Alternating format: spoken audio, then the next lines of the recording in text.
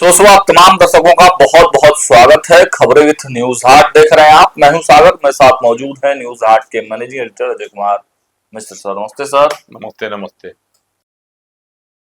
धरती गूंजे आसमान, रामविलास पासवान, ये नारा तो आपने पहले बहुत सुना हो, लेकिन अब उत्तर प्रदेश के लिए नया नारा है। धरती गूंजे आसमान, पासी पंडित पासवान। जी हाँ, पासी पंडित पासवान का कॉम्बिनेशन है।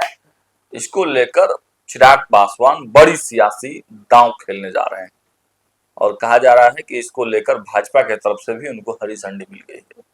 विशेष बातचीत करेंगे सर से, चिराग पासवान की पूरी रणनीति भी समझेंगे। इसके साथ साथ मंत्रिपरिषद की बैठक में, सम्राट मंत्रिपरिषद की बैठक में कई एजेंडों पर मोहर लगा है, उसमें कई महत्वपूर्ण बातें हैं, उस पर भी विस्तार से बातचीत करेंगे। लेकिन सबसे पहले बात चिराग पासवान की। सर, चिराग पासवान युवा नेता तो है ही, बिहार में उनका पकड़ तो है ही, युवाओं में बड़ा क्रेज माना जाता है चिराग पासवान का। और किसी जाति से नहीं बंधे हुए चिराग पासवान, भले ही अनुसूचित जाति के हैं, लेकिन किसी जाति में उनको बांध कर नहीं देखा जा सकता है। अब उत्तर प्रदेश में चिराग पासवान जा रहे हैं, कार्यक्रम कर रहे हैं, मंचों से बोल भी रहे हैं, तो क्या भाजपा की मुश्किल बढ़ाने के लिए गए हैं या फिर आसान करने के लिए?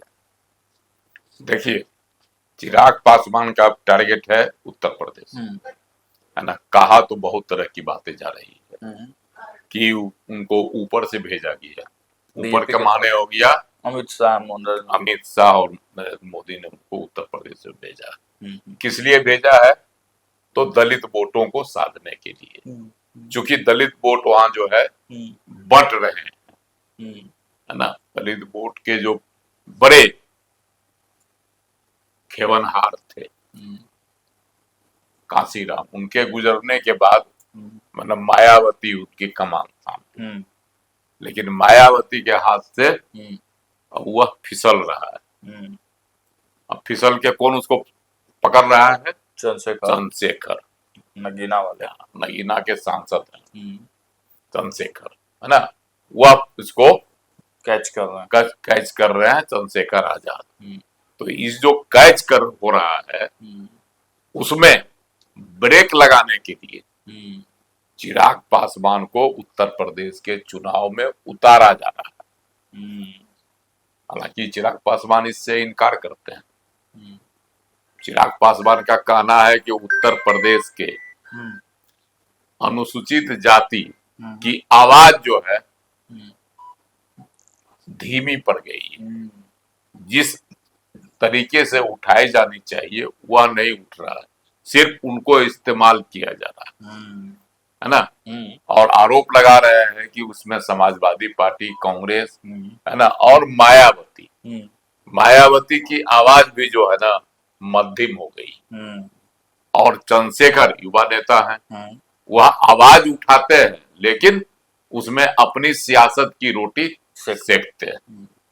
इसलिए जो है हमको उत्तर प्रदेश पर ध्यान देना है, क्योंकि हम अनुसूचित जाति से हैं। अनुसूचित जाति का तो ख्याल रखते ही हैं, लेकिन मेरी प्राथमिकता में है, लेकिन समावेशी राजनीति हम करते हैं। समाज के सभी लोगों के लिए अपनी आवाज हम उठाते हैं, उसमें जात नहीं देखते हैं, चाहे वो अगरा है, पिछड़ा है, जिस जो गरीब है, जो जरूरतमंद है, उसके लिए हम तैयार रहते हैं, आवाज उठाते हैं। उन्होंने उदाहरण दे दिया, किसका देते हैं? बराबर उदाहरण देते हैं भरत तिवारी इनकाउंटर का, है ना, यही पहाड़ा जिला में हुआ था ना। तो इसलिए जो है वह उसको उदाहरण देते हैं। देखिए वहां हुआ, ब्राह्मण था, उस परिवार के प्रति हम गए, आवाज उठाए उसको न्याय देने के लिए, है कि नहीं? तो ये सब उनका है, लेकिन इसमें भी उनकी सियासत, वह भी स्पष्ट करते हैं। किसी से भी किसी से बातचीत, किसी मीडिया से बातचीत में वो स्पष्ट करते हैं कि कौन पार्टी नहीं चाहता है कि अपना विस्तार करे भाई, चाहे वह कोई पार्टी हो। सब चाहता है कि एक राज्य से दूसरे राज्य, दूसरे राज्य से तीसरे राज्य, है ना, विस्तार हो। इसलिए मेरा भी है, मेरी पार्टी की भी इच्छा है, उन्होंने वो तो बताते भी हैं, खुल के बताते हैं कि भाई देखिए झारखंड में मेरे विधायक हैं, नागालैंड में मेरे विधायक हैं, बिहार में तो है ही विधायक 19 को, तो हम उत्तर प्रदेश की ओर भी ध्यान दे रहे हैं। 2027 में चुनाव है और खुल के कहते हैं उनके जो है सांसद जिनको अभी प्रभारी बने हुए हैं, बिहार आदि उत्तर प्रदेश का चुनाव प्रभारी बनाए हुए हैं, वो खुल के कहते हैं कि भाई हम 403 सीटों पर मेरी तैयारी चल रही है। 403 विधानसभा सीट है, अरुण भारती नाम है उनका। 403 विधानसभा सीट है उत्तर प्रदेश में, कह रहे हैं कि हम 403 सीटों पर तैयारी कर रहे हैं। तो बिहार में भी चिराग पासवान की पार्टी कहती थी विधानसभा चुनाव से पहले कि हम सभी 243 सीटों पर तैयारी कर रहे हैं, लेकिन हिस्सेदारी में जितनी सीटें मिली उतना पर चुनाव लड़े। हालांकि वो दबाव की राजनीति कर रहे हैं, लेकिन जब भाजपा को वह मानते हैं और भाजपा के शीर्ष नेतृत्व का की वह अवहेलना नहीं करते हैं, तो सीटों के तालमेल में भी जो इनको दिया गया एक सम्मानजनक सीट, उतनी सीट पर ही चुनाव लड़े। 29 सीट मिला था बिहार, भले जीते हैं 19 वो, लेकिन उसी तरह से हमको तो लगता है कि बिहार में भी इनको रखा जाएगा। उत्तर प्रदेश में भी लगता है भाजपा इनको अपने साथ रखेगी। सीटों की संख्या जो दे वह तो बाद की समझौता होगा उसके अनुसार, लेकिन संकेत अब मिल रहा है कि उत्तर प्रदेश में भाजपा जो है इनको अपने साथ रखेगी। वही दलित वोटों का समीकरण तो दिखाने क्या के लिए, दलित वोटों के समीकरण साधने के लिए क्या दलित ज्यादातर दलित सीटें जो रिजर्व सीटें हैं वही चिराग पासवान को ऑफर की जाएंगी, आपको लगता है? देखिए दलित बहुल सीट नहीं देगा चिराग पासवान, सिर्फ दलित बहुल सीट पर नहीं लड़ते। आपने बिहार में भी देखा होगा या पहले से भी देखे होंगे, इनके जो सांसद होते हैं चाहे इनके जो विधायक होते हैं इनकी पार्टी के, उसमें सभी जाति से आते हैं। अभी ही आप देख लीजिए बिहार में सिर्फ दलित नहीं है, सभी जाति के लोग हैं उनके साथ विधायक बने, है ना। लोकसभा चुनाव में भी देख लीजिए राजपूत भी हैं, बीना देवी है कि नहीं। तो ये चीज है इनके साथ, इसलिए कोई नहीं, जरूरी नहीं कि सिर्फ दलित ही को ही टिकट मिलेगा इनकी। अभी है ना भाई, खगड़िया से सांसद है, बिहार के परिप्रेक्ष्य में हम कह रहे हैं, वो दलित नहीं है ना, सोनार जाति से है, वर्मा है। तो ये है कि सभी जाति को ही देते हैं, सिर्फ दलित सीट ही इनको नहीं चाहिए। तो मतलब भाजपा की राह को आसान ही करेंगे जहां तक, लेकिन भाजपा की राह तो ये आसान करने जाएगी, लेकिन उत्तर प्रदेश की जो राजनीति है पहले से ही भाजपा के साथ बहुत जातिवादी पार्टियां हैं। ये जो जाति की राजनीति करती हैं, वो उनके साथ है, जिसमें निषाद पार्टी है ना, और सुहेलदेव पार्टी है, हाँ, उसके बाद कुर्मी की पार्टी है, पटेल अपना दल। तो ये सब है उनके साथ। उधर आरएलडी भी ज्वाइन हो ही गया, उधर जाट की पार्टी है आरएलडी, वह भी साथ में आ गई। तो ये जो जाति का जो नुमाइंदा लोग हैं, नुमाइंदा दल, वो उनके भाजपा के साथ पहले से। और सर चिराग पासवान आएंगे तो फिर सीट बंटवारे को लेकर भी खटपट हो सकता है ना। देखिए सीट बंटवारे को लेकर खटपट तो वहां होगा, लेकिन चूंकि नरेंद्र मोदी को ही हनुमान हनुमान कहते हैं, है ना, कि हम नरेंद्र मोदी जी के हनुमान कहते हैं, राम उनको मानते हैं नरेंद्र मोदी को। तो जहां हनुमान और राम का रिश्ता होगा तो कहीं ना कहीं समझौता तो करेंगे, समझौता हो जाएगा, समझौता हो जाएगा अगर तालमेल बिठेगा तब। क्योंकि चिराग पासवान को बंगाल में भी मौका नहीं मिला। नहीं, बंगाल में तो चिराग पासवान चाहते थे, लड़ना चाहते थे, लेकिन बंगाल में चिराग पासवान की गोटी नहीं हो पाई, क्योंकि वहाँ पूरा जबरदस्त माहौल, भाजपा कोई भी चूक नहीं करना चाहती थी, कोई गलती नहीं करना चाहती थी, तो वहाँ मना लिया गया होगा इनको। और चिराग पासवान की वजह से वहाँ घबराए हुई है मायावती को ज्यादा डर, क्योंकि उनके पास युवा नेता कोई नहीं है ना। अपने भतीजे आकाश आनंद को उन्होंने मैदान में उतारा, लेकिन वो उनमें वो कलेवर नहीं है, उसमें वो कलेवर नहीं। और सर घबराए तो चंद्रशेखर भी होंगे, क्योंकि जो फैन फॉलोइंग चिराग पासवान की है युवा वोटरों में बहुत ज्यादा ये है। और सेम चंद्रशेखर भी युवा वोटरों में काफी पॉपुलर है। दोनों में अंतर है। चंद्रशेखर की जो पार्टी है या चंद्रशेखर की जो नजरिया हाँ वह एक पक्षीय है, हाँ, एक पक्षी है बिल्कुल। दलित की आवाज बनना चाहते हैं। और क्या चिराग पासवान की जो है पहचान वह दलित के साथ साथ समावेशी भी है, इसलिए ब्रॉड है चिराग पासवान का नजरिया, ब्रॉड। इसलिए जो है ना चिराग पासवान की ज्यादा विश्वसनीयता बनेगी। हालांकि देखिए 2012 के हमको याद है, 2012 में रामविलास जी जीवित थे और उत्तर प्रदेश से लोजपा भी विधानसभा का चुनाव लड़ी थी, लेकिन बहुत फायदा नहीं हुआ था, है ना, कोई भी सीट नहीं जीत सके थे क्या कहता है रामविलास पासवान। तो वह एक अलग दौर था, क्योंकि 2007 से 2012 तक वहां दलित नेत्री मायावती की सरकार थी बसपा की, तो वह एक अलग दौर था। लेकिन 2012 के बाद से सपा की सरकार बनी और उसके बाद से मायावती वहां गिरते चली गई। हाँ, धीरे धीरे धीरे धीरे जो है एकदम हाशिए पर चली गई है। तो और वह खुलकर जो है भाजपा के साथ भी नहीं आ रही, क्योंकि उसको दलित राजनीति करना है ना।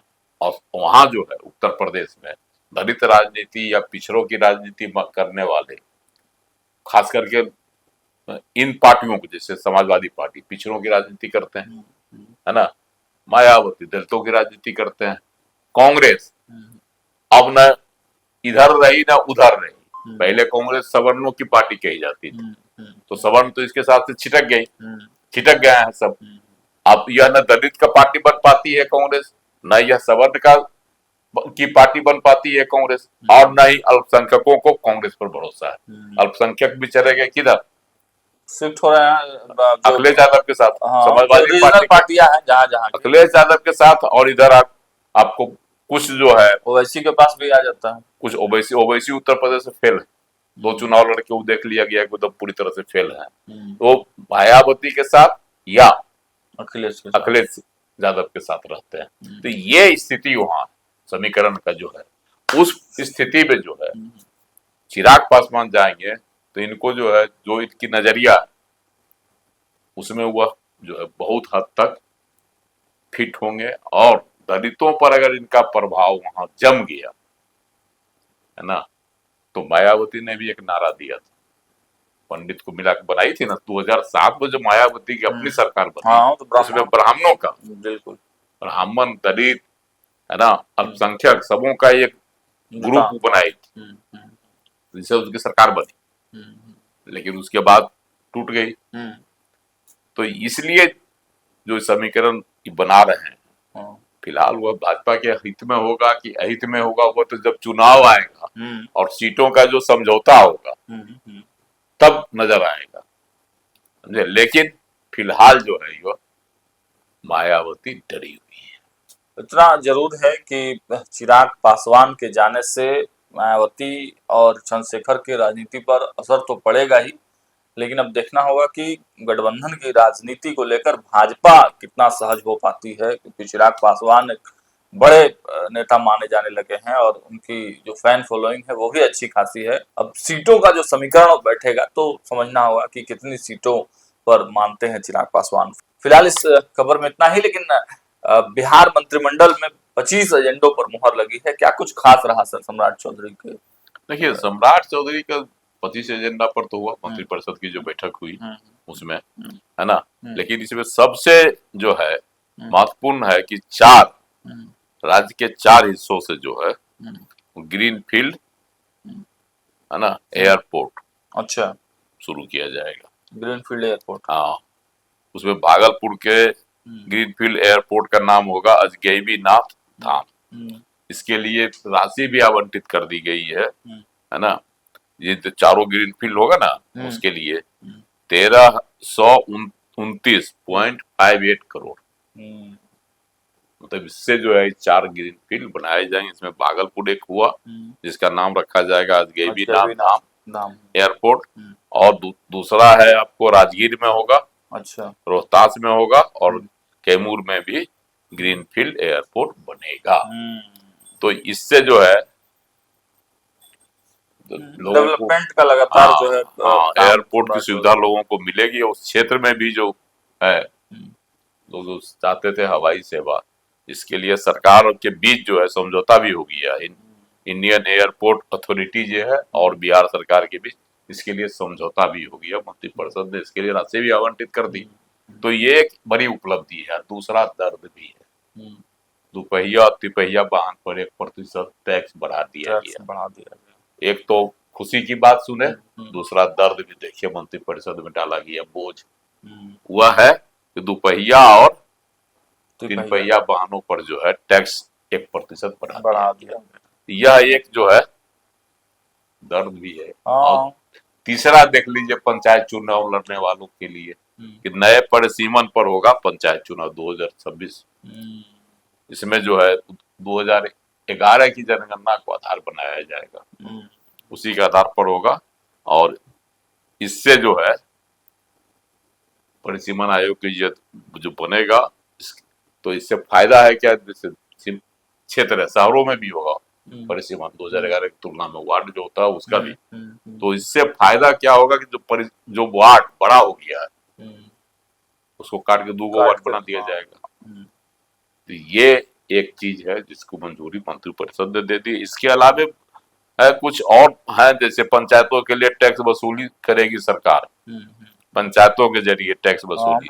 वाहन बेचने वाले डीलरों और निर्माताओं पर लगने वाला ट्रेड टैक्स भी 4 गुना बढ़ा दिया गया। बाप रे, यह भी बोझ। सरकार का कहना है कि लंबे समय से टैक्स की दरों में बदलाव नहीं हुआ था, इसलिए अब नई दरें लागू की जा रही है। बिहार सरकार पंचायत के जरिए टैक्स वसूलेगी।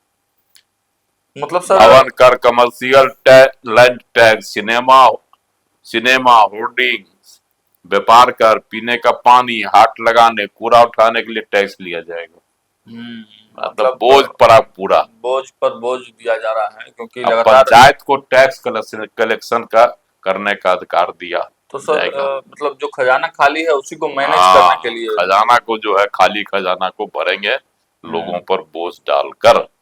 चलिए, तो सम्राट कैबिनेट में क्या कुछ अहम फैसले लिए गए हैं वो भी हमने आपको बताया। फिलहाल इस वीडियो में इतना ही। जुड़े रहिए हमारे साथ, देखते रहिए न्यूज़ 8। बहुत बहुत धन्यवाद।